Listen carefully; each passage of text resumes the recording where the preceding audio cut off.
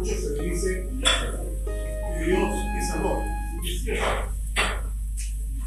De hecho, es uno de los atributos de Dios, que Él es amor. Sin embargo, la Biblia nos dice que también Él es fuego consumidor. Fuego consumidor. ¿Y a qué me refiero con esto? Al hecho de que hay cosas que provocan enojo en Dios. La Biblia dice que provocan ira en Dios. Y sobre todo cuando aquellas cosas las practican los cristianos o sus hijos, ¿no es cierto?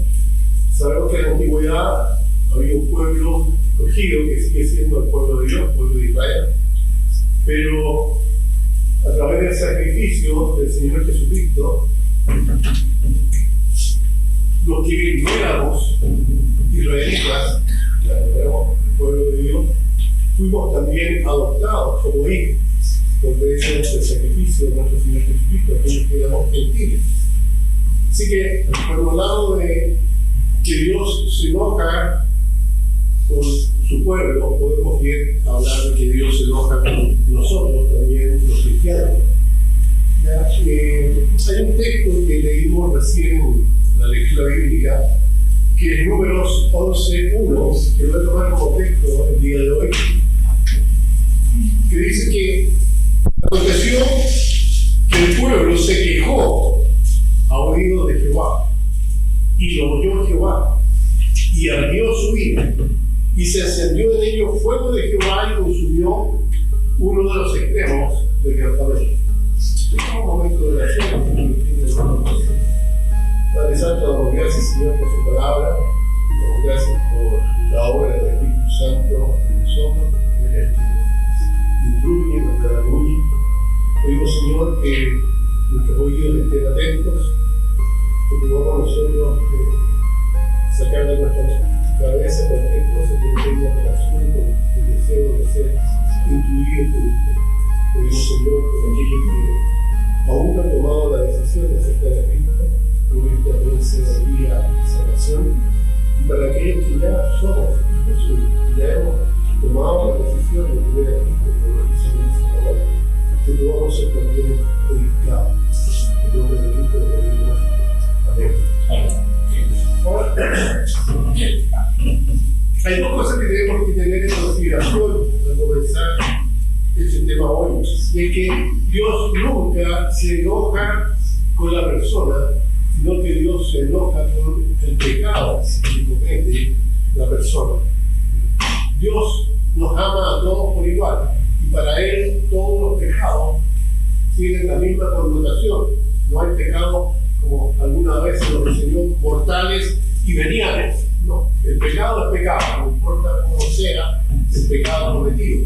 Y por otro lado, la única responsabilidad que tiene una persona incrédula en este mundo es ser salvo. Esa es la única responsabilidad, ser salvo. Pero después de la salvación, que viene siendo el primer paso, ¿ya? Nosotros tenemos que sujetarnos a lo que Dios quiere. Uno no puede decir que es cristiano a su manera.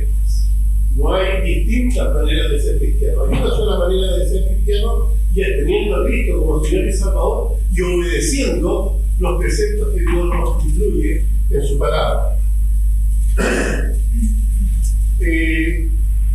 Yo voy a tocar 6 aspectos por los cuales Dios se enoja con sus hijos. Sé que estos 6 aspectos no son los únicos. Cada uno de ustedes podría pensar en una serie de otras situaciones que causan enojo a Dios, que Dios no se complace con quienes practican aquellas cosas. Pero estos 6 son un ejemplo para que nosotros nos demos cuenta de cómo Dios nos incluye y nos dice que no tenemos que caer en aquellas cosas que no corresponden. Dios siempre va a desaprobar cualquier cosa que esté fuera de su voluntad. Para Dios no existen distintos tintes. ¿Es blanco o negro? ¿Es con Él o en contra de Él? No hay otra forma de seguir a Dios. No hay otra manera. ¿Estamos con Él o estamos en contra de Él? Y eso es lo que nos dice su palabra. Ahora, Dios jamás va a mirar hacia el lado cuando el pecado. Dios no es una persona confrontacional. Dios es una persona que va a decir las cosas tal y como son. Y no es porque sea malo, no es porque sea déspota, no es porque sea un dictador, sino que Él sabe lo que es mejor para nosotros. Lo mismo que pasa con cada uno de ustedes que son padres. Si el niño mete los dedos al enchufe, usted no le va a dejar meter los dedos al enchufe porque bueno, el niño tiene que experimentar. O tapa el enchufe o lo enseña de alguna manera de que eso no corresponde. ¿Por qué? Porque es malo. De la misma manera, Dios, que nos conoce a nosotros, Él nos creó y sabe cuál es nuestra tendencia, Él ha planteado una forma en que nosotros tenemos que seguir. Y ahí esa forma está explicitada en su palabra.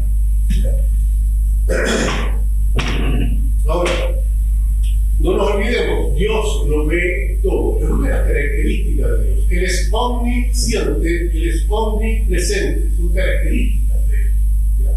Por lo tanto, nadie puede ocultarse al ojo de Dios. Dios siempre está presente. Muchas veces las personas creen que estando solos pueden hacer lo que quieran. Pero Dios está ahí, sobre todo en el caso del cristiano. Cuando uno acepta a Cristo como Señor y Salvador, la Biblia dice que el Espíritu Santo hace morada en nosotros. De manera que Él está, donde estemos nosotros, Él está. Por eso es que una de las máximas interesantes es preguntarse, ¿Dios haría lo que estoy haciendo? ¿Dios entraría donde yo quiero entrar? ¿Dios participaría en lo que yo estoy tratando de participar?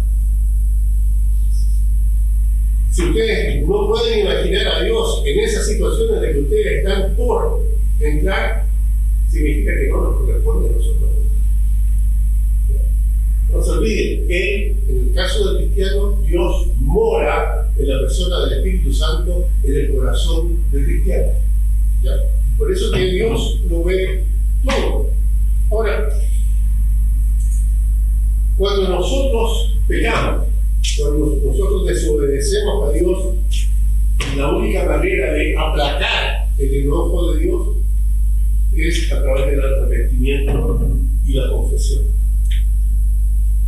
La Biblia dice en el libro de Juan, primera de Juan, si alguno dice que no ha pecado, es mentiroso.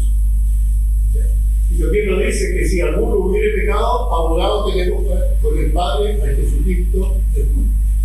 Y si confesamos nuestros pecados, Él es fiel y justo para perdonar nuestros pecados y limpiarnos de todo maldad. Esa es la forma de que podemos aplacar el enojo de Dios. Ahora, cuando un cristiano no se arrepiente, cuando un cristiano no pide perdón, sabiendo que está en pecado, no se olvide que es hijo de Dios. Y Dios, al que ama, disciplina y azota al que recibe por hijo. Hay mucha gente que dice que el azote no corresponde, pero la Biblia lo enseña. Dice que no se debe quitar la vara, ¿ya? Porque dice que el niño malcriado va a ser vergüenza para su madre. Entonces, la Biblia nos habla de todos estos aspectos por los cuales Dios se enoja. Nosotros tenemos que estar pendientes de ellos. Lo primero que vamos a ver son los celos. ¿Ya?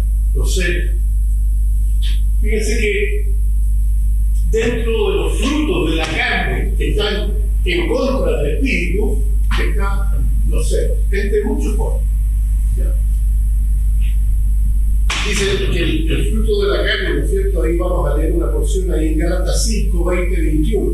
Gálatas capítulo 5, versículos 20 y 21. Dice: idolatría, hablando del fruto de la carne, idolatría, hechicerías, enemistades, pleitos, celos, ira, contiendas, disensiones, herejías, envidias, homicidios, borracheras, orgías y cosas semejantes a esta, acerca de las cuales os amonesto, como ya os he dicho antes, que los que practican tales cosas no heredarán, ¿qué dice? el reino de Dios. No se olviden, la Biblia nos dice que aquellos que han nacido de nuevo en Cristo no practican el pecado. ¿Y por qué? Porque aquel que nos salvó nos va a cuidar. De manera que si alguien está practicando alguna de estas cosas, es muy probable, por no decir que 100% posible, que no sea hijo de Dios. Y los hijos de Dios no entran al reino de los cielos.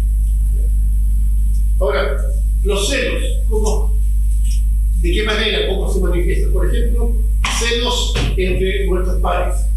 Tenemos un ejemplo aquí en 1 Samuel 18, versículo 8. Dice: y se enojó, ¿no es cierto?, Saúl en gran manera, y le desagradó este dicho y dijo: a David le dieron 10,000 y a mí 1,000. No le falta más el rey. Se enojó el rey Saúl a causa de lo que se había hecho con David. Celos que provocaron un montón de situaciones en la vida de estos personajes de la Biblia. ¿Ya? Tanto que Saúl quería matar a David por celos. ¿Ya? Muchas veces se produce eso frente al éxito de otra persona. Se producen los celos. Hoy en día los celos podemos ver por todas partes. ¿Ya? Porque alguna persona logra algo más que otra persona. Porque alguna persona tiene mejor llegada que otra persona. ¿Ya? Celos, por ejemplo, por la fortuna. ¿Cuánta gente no compite deseando tener lo que otro tiene solamente por celos? Por celos. Es uno de los factores más motivantes en el mundo de hoy. No sé, se hacen muchas cosas por celos. Celos entre empleados. En Mateo 20, versículo 12, vemos un ejemplo. ¿Ya? Una persona había contratado un grupo de empleados para que hicieran cierta labor y les ofreció un sueldo. Trabajaron prácticamente más de mediodía, por cierto, por lo que se les había dicho. Y cuando llegaban al final del día, casi al final del día, llegó otro grupo de trabajadores a los cuales también se contrató para terminar la labor. Y al final de cuentas, todos se les pagó lo mismo. Dice aquí en Mateo 20:12, diciendo: estos postreros han trabajado una sola hora, los han hecho iguales a nosotros, que hemos soportado la carga y el calor del día. El tipo que los contrató les dijo cuánto les iba a pagar por el día de trabajo. ¿Ya? Y después, cuando le faltó más gente, más mano de obra, contrató otro grupo y les pagó lo mismo. Pero si ellos ya habían tomado el acuerdo de trabajar por esa cantidad y el dueño va a darle la misma cantidad a los otros que llegaron al final, es asunto del dueño. Ya él los contrató a ellos de manera clara. Pero se producen los celos. Vemos como un grupo aquí de trabajadores tenía celos por los otros porque hicieron menos, supuestamente. Uno de los mayores problemas en el mercado laboral son los celos entre los empleados. ¿Cuántas veces no vemos que se acerrucha el piso a otra persona? Por celos. Un empleado leal será movido antes que otro que lleva mucho tiempo en la empresa pero no tiene la lealtad que él tiene. Y el que lo contrata valora la lealtad. La vejez nunca debiera ser considerada por sobre la lealtad. Hay viejos frescos. Y no por ser viejos se les tiene que aguantar la frescura. Hay gente que a medida que pasan los años va adquiriendo malos hábitos de trabajo. Y no porque lleve mucho tiempo en la empresa se le va a premiar siendo que tiene esos malos hábitos. Se va a premiar a que hacen bien las cosas. Y en el caso de los cristianos, la Biblia dice que siempre tenemos que trabajar como para el Señor. A alguien le da un aumento de sueldo y el resto comienza a quejarse por el aumento de sueldo que se le dio. Celos. Tanto así que en muchas organizaciones se tiene una póliza por medio de la cual se prohíbe a los empleados discutir el sueldo para evitar los celos. No hay nada más desagradable que estar trabajando en un ambiente pesado a causa de los celos. Celos entre los miembros de la familia también se da. ¿Cierto? En Lucas 15:28 dice, ustedes se acuerdan de esta historia del hijo pródigo. Quizás era el que se veía como querido del papá. ¿Cuántas veces los hijos nos dicen a nosotros, tú quieres a los demás más que a nosotros?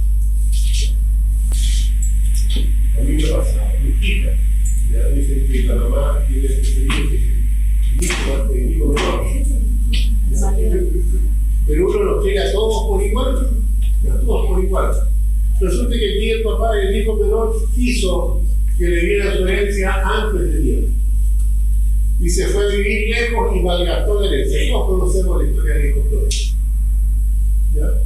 Y el hermano que quedó y que trabajó en la casa con el papá, cuando vio que el hijo pródigo volvió inmundo, sin ni un peso, ¿ya?, a pedir perdón al papá, y el papá lo recibió de la manera como lo recibió, haciendo una fiesta, dice, entonces se enojó y no quería entrar. Salió por tanto a su padre y le rogaba que entrase. El hijo mayor le dijo, mira, yo he hecho tantas cosas y jamás mataste, hicimos un asado con mi amigo. Y ahora llega el otro y mataste el animal más gordo. No son celos, son celos. Y eso pasa en la familia. Es típico de la sociedad hoy día. Si uno de los miembros de la familia triunfa sobre los demás, entonces se producen celos. ¿Cuántas veces la esposa le va bien y le paga más que el marido y el marido le hace la vida imposible a la mujer?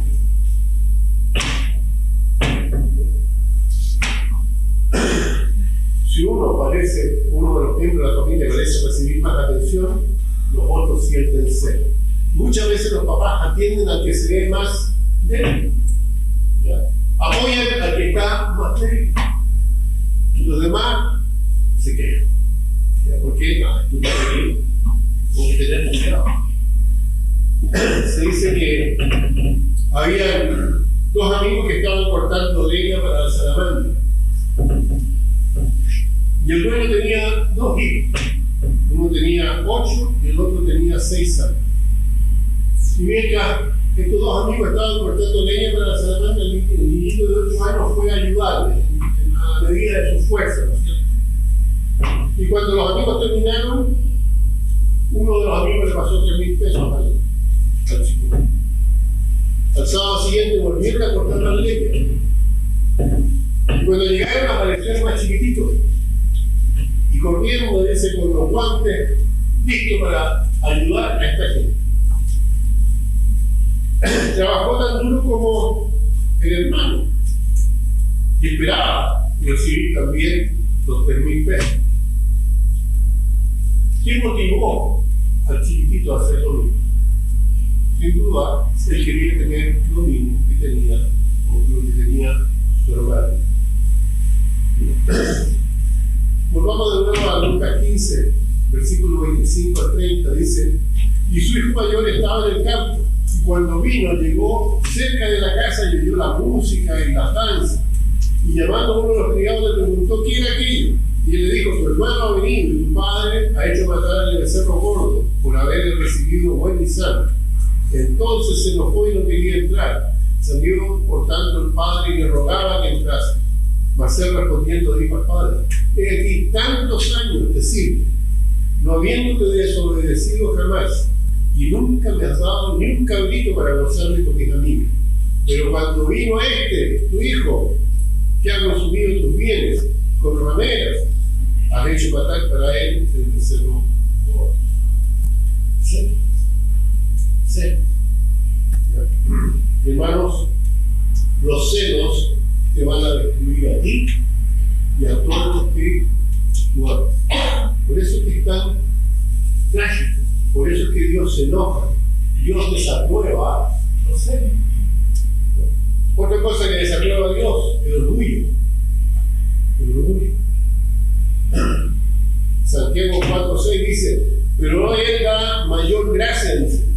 Por esto dice, Dios resiste a los soberbios y da gracia a los humildes. El orgullo es algo que Dios no soporta. Y hermanos, muchas veces a causa del orgullo la gente no quiere aceptar a Cristo. Así de grave es el orgullo. Ay, que después me va a decir que soy canudo. Hay una clase de orgullo que es correcta, que está bien tener ese tipo de orgullo. Por ejemplo, orgullo por hacer bien el trabajo. Es un buen orgullo. Sentirse orgulloso por un trabajo bien hecho. Orgullo por los logros alcanzados.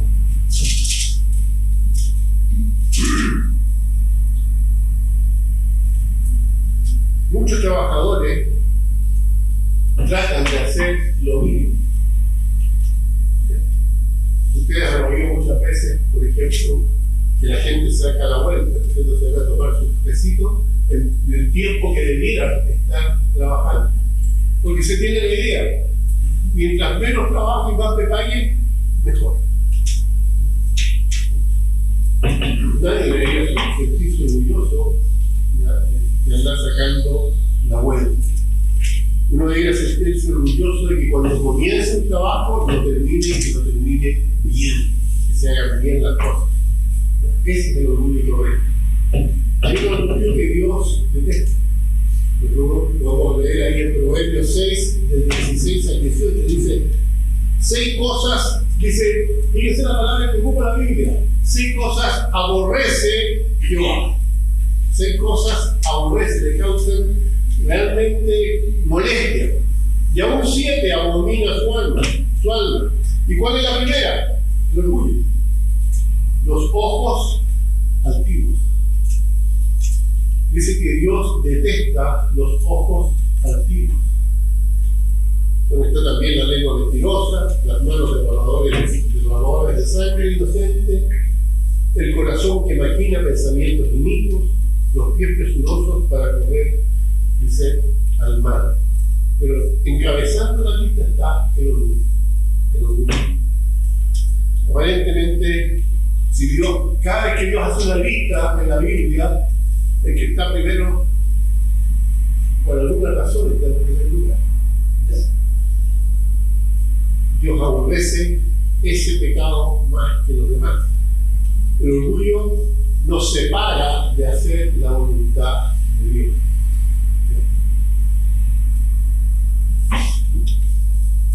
Fíjense que ese fue el pecado de Satanás. Era el ángel más hermoso. Era realmente la joya de la creación de Dios.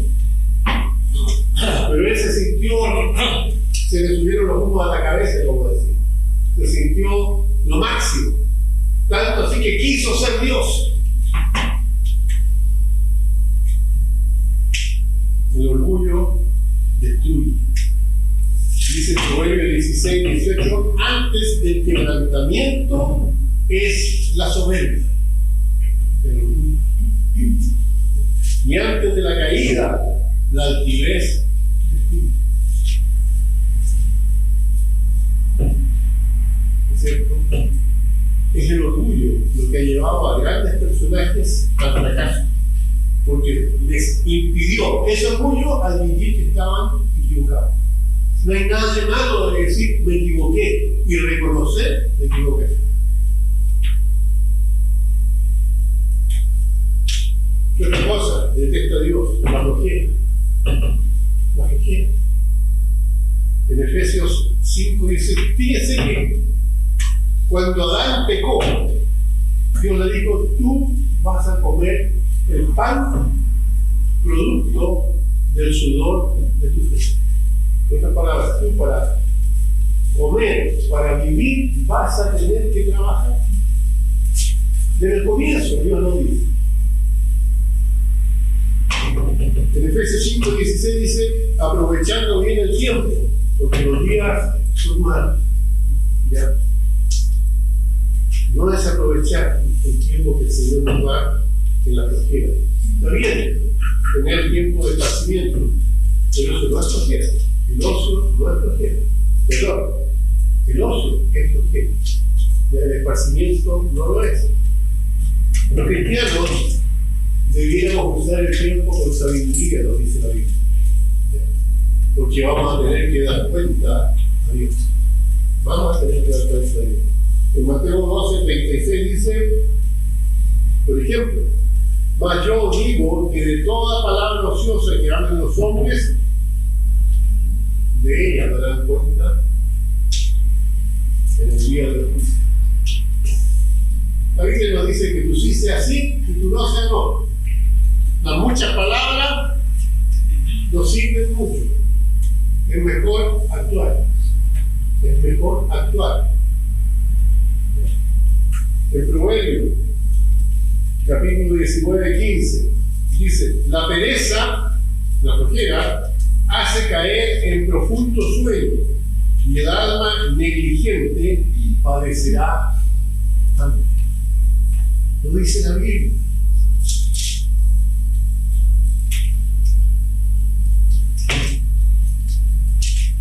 Muchas veces se piensa que dando las cosas se ayuda. Pero muchas veces eso produce un mal acostumbramiento. La gente va a esperar que se le dé antes de trabajar. En 2 Tesalonicenses 3:10 dice: porque también cuando estábamos con vosotros os ordenábamos esto. Está diciendo Pablo.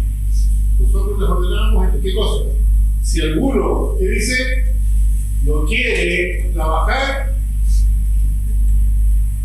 tampoco. No estamos hablando de la persona que no puede encontrar trabajo, está tratando de encontrar trabajo, pero si no quiere trabajar, tampoco come. ¿Quién lo dice? Esa palabra de Dios. No es idea de uno. La flojera trae fracaso y vergüenza. Proverbios 10:4. La mano negligente, ¿qué dice? Empobrece, mas la mano de los diligentes enriquece.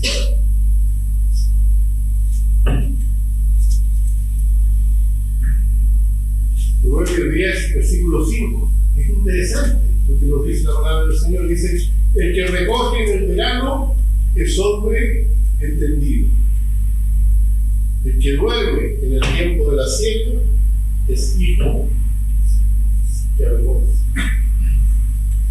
Su suegro siempre decía: Juan, limpia las canaletas, está igual que los toros que arreglan la casa cuando se pone a llover. Hay que ser diligentes. El Proverbio 24, 30 al 34 dice: pasé junto al campo del hombre perezoso y junto a la viña del hombre falto de entendimiento. He allí por toda ella habían crecido los espinos, ortigas habían cubierto su faz, y su cerca de piedra estaba destruida, la pica estaba en el suelo. Miré y lo puse en mi corazón, lo vi y tomé consejo, un poco de sueño, cabeceando otro poco, poniendo mano sobre mano y otro poco para dormir. Así vendrá como caminante tu necesidad y tu pobreza como hombre armado. Interesante. Con razón, Dios aborrece la flojera. La flojera trae fracaso espiritual. Por ejemplo, flojera en la vida de oración. Gente que no ora. Siendo que la oración es lo que nos comunica con Dios. Dios nos habla a través de su palabra y nosotros hablamos con Él a través de la oración. Flojera en el estudio bíblico. ¿Cuánta gente se guía solamente por sentimientos en lugar de saber lo que dice la palabra y ponerle en práctica? Flojera en llevar el evangelio. A otro va a ir y le va a decir: el llamado es que cada uno de nosotros debe conocer las buenas nuevas de salvación. cosa que a Dios le disgusta, la codicia. En Éxodo 20:17 dice: no codiciarás la casa de tu prójimo, no codiciarás la mujer de tu prójimo, ni su siervo, ni su criada, ni su buey, ni su asno, ni cosa alguna de tu prójimo. La codicia. Todo el sistema mundial, hermano, está orientado para tener éxito a través justamente de la codicia. Es cosas mínimas. Por ejemplo, ustedes cuando ven la televisión están dando réclame de una crema que hace lifting para las arrugas. No, le dicen que esta crema tiene este componente, que es la mejor. A la semana siguiente trae otra crema y le dicen, no, esta tiene este otro componente. Y así le van vendiendo la idea a las personas porque codician algo, ¿cierto? Y así como la crema puede haber un montón de cosas. Todo lo que es la propaganda está orientado en la codicia de las personas. Quieren tener lo que necesitan en el fondo. En 1 Juan 2, del 15 al 16 dice, hablando, si hacen ustedes la codicia, dice: no améis al mundo ni las cosas que están en el mundo. Si alguno ama al mundo, el amor del Padre no está en él. Porque todo lo que hay en el mundo, fíjense que esto es lo mismo que Satanás usó con Eva. Todo lo que hay en el mundo, los deseos de la carne, los deseos de los ojos, la vanagloria de la vida, no proviene del Padre, sino del mundo. El deseo de los ojos. Se nos muestra algo bonito. Por ahí entra todo. Y uno empieza así: me gustaría tener eso. Eva vio el fruto y vio que era agradable a los ojos. El deseo de los ojos. En Génesis 3:6 dice: y vio la mujer. No piensen que solamente la mujer, el hombre.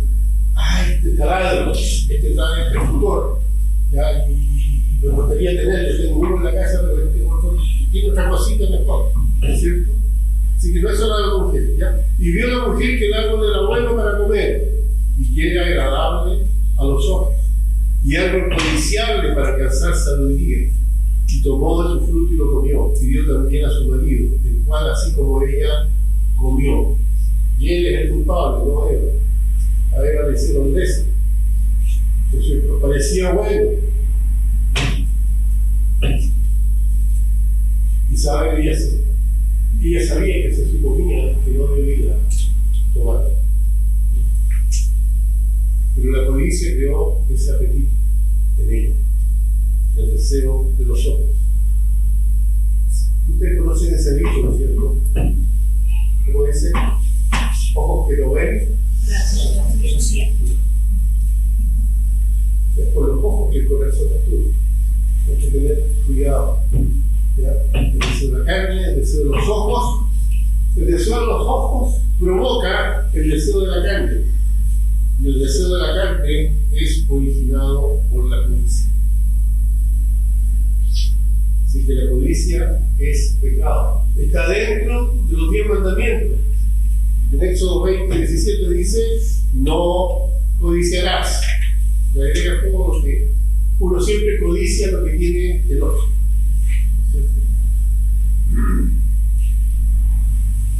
Quizás algunos de nosotros están provocando el enojo de Dios en nuestra vida por lo que estamos codiciando el día de hoy.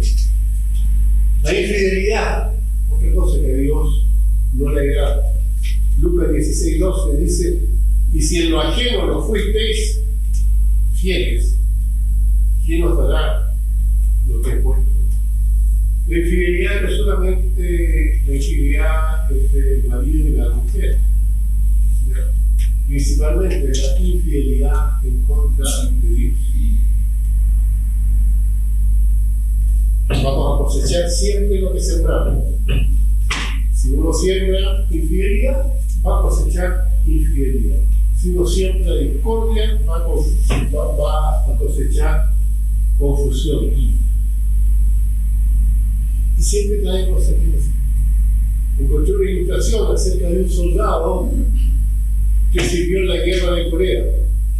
Y mientras estaba en su tiempo en el campo de batalla, él fue infiel con su esposa y contrajo una enfermedad venérea. Después de terminar su periodo, cuando volvió al hogar, su esposa quedó embarazada y dio a luz una linda niña. Y después de varias semanas se dieron cuenta de que algo no funcionaba bien en la pequeña. La llevaron al médico y al examinarla vieron que estaba ciega. El médico comenzó a estudiar por qué estaba ciega la niñita.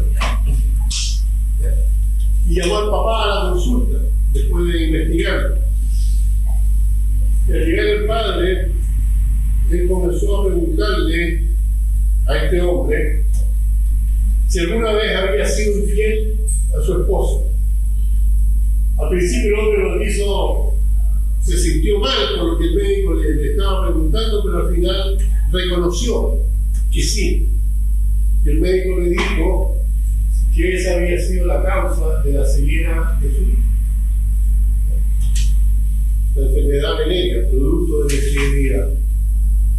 El hombre cayó en una profunda depresión, porque cada vez que llegaba a la casa, la niñita, la castarillón le llegaba donde él, lo abrazaba cuando la tomaba en la falda y le decía: papá, te amo. Bueno, los pecados siempre tienen consecuencias.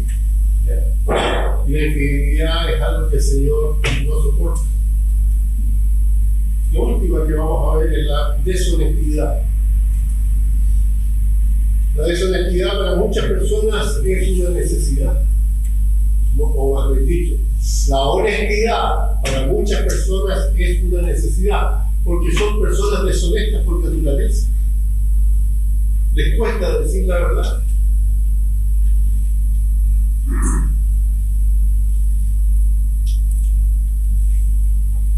Por ejemplo, si una persona le pide un lápiz a otra persona y no se lo devuelve, puede ser una falta de una actitud deshonesta.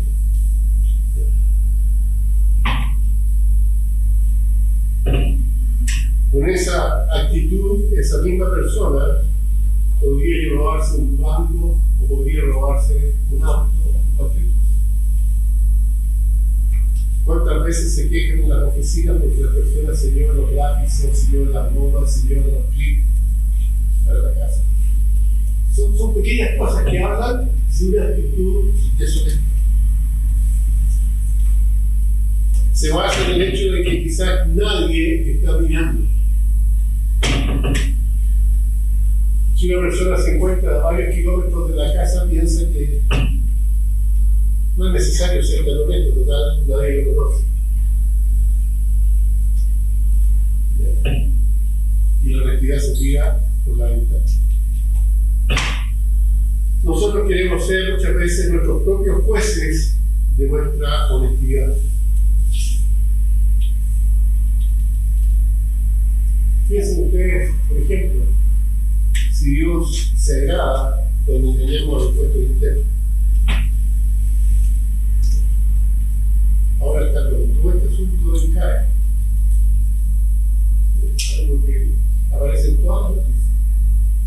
La persona que no quiere pagar el CAE lo está haciendo porque contrajo un compromiso. El compromiso era pagarlo de determinada manera y no lo está haciendo.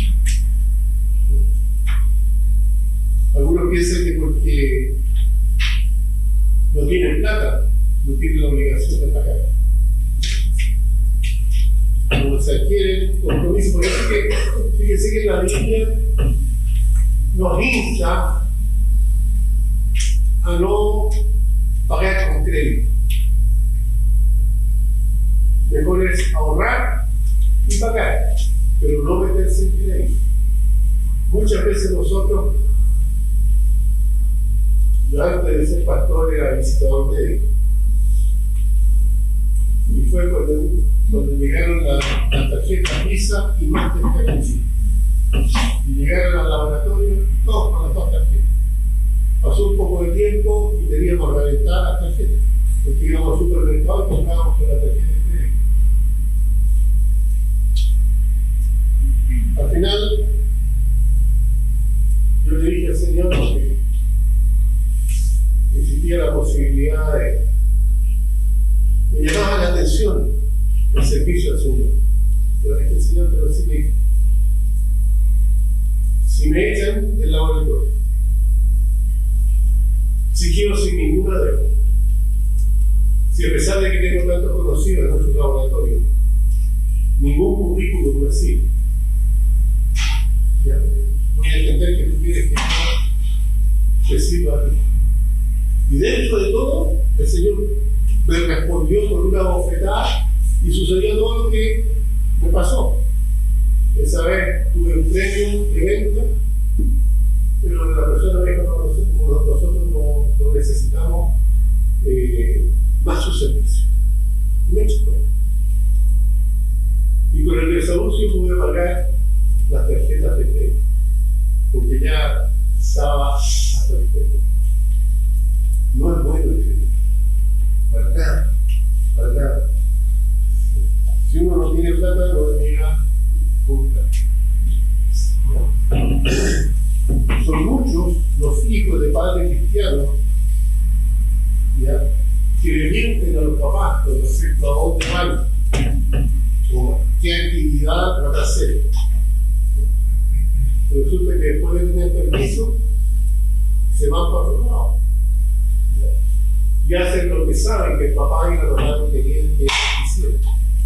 Eso también es ser deshonesto. Para muchos la honestidad es algo relativo. Podemos ser honestos en determinadas cosas y deshonestos en otras cosas. Pero para Dios, la deshonestidad es algo que le desagrada. Es tan pecado como cualquier otro pecado. Ahora, me gustaría terminar con una sola pregunta. ¿Estarán sus hechos, tus actividades diarias, enojando a Dios de alguna manera? Todos tomamos decisiones cada día. Asegurémonos que esas decisiones están de acuerdo a la voluntad de Dios. De lo contrario, nos exponemos a lo que se exponía el pueblo de Dios. Si ustedes ven el libro de Jueces, cada juez surgió después de que Dios castigaba al pueblo por desobediencia, por no hacer caso a lo que él les decía. Y cuando el juez venía y el pueblo se entregaba, pasaba poco tiempo hasta que nuevamente el pueblo desobedecía a Dios. Mi hermano, hay un dicho que yo siempre lo pongo en un contexto, que Dios castiga, pero no hace. Hermano, cuando uno hace enojar a Dios, tenemos que estar dispuestos a sufrir la corrección que Dios va a poner en nuestra vida. El cristianismo no es un pueblo. El cristianismo es una forma de vida en la cual nosotros nos comprometemos con Dios. Cuando uno acepta a Cristo como Señor y Salvador, uno le dice a Dios, Señor, ya no vivo yo, tú vives en mí. Es lo mismo que Pablo dijo. Por lo tanto, la manera en que yo voy a vivir mi vida va a estar de acuerdo a lo que Dios dice y no a mis propias conclusiones. No nos olvidemos, Dios es amor, pero también Dios es fuego consumidor. Estamos viviendo en una época en que los cristianos tienen que brillar. Cada uno de nosotros en el área donde está tiene que brillar. La gente tiene que saber que somos cristianos y tienen que ver que nuestros hechos son distintos al resto, para la gloria y honra de Dios. Ojalá que podamos hacerlo. Y tal como dije al principio, porque